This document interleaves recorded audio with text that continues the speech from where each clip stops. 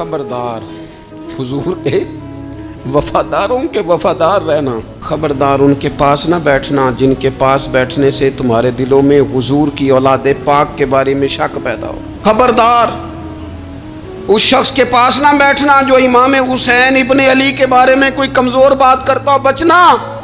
خبردار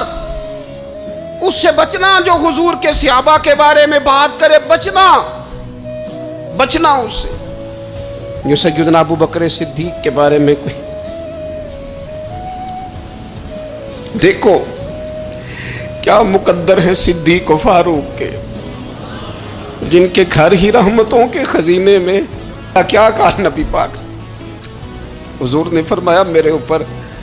جس نے نیکی کی تھی بدلہ دے دیا ہے، یہ جو میرے ابو بکر صدیق ہے نا،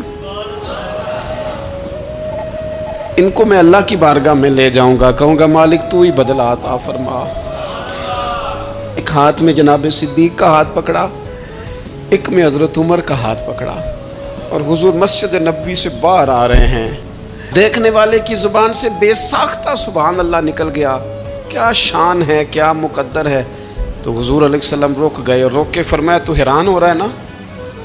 تو حیران ہو رہا ہے نا کہ میں نے ایک ہاتھ میں ابو بکر کو پکڑا ہے، ایک میں عمر کو پکڑا ہے، فرمایا قیامت میں جب میری قبر کھلے گی تو میں اسی طرح قبر سے نکلوں گا، اس طرح میدان محشر میں میں آؤں گا۔ خبردار حضور کے وفاداروں کے وفادار رہنا، ان کے وفادار رہنا،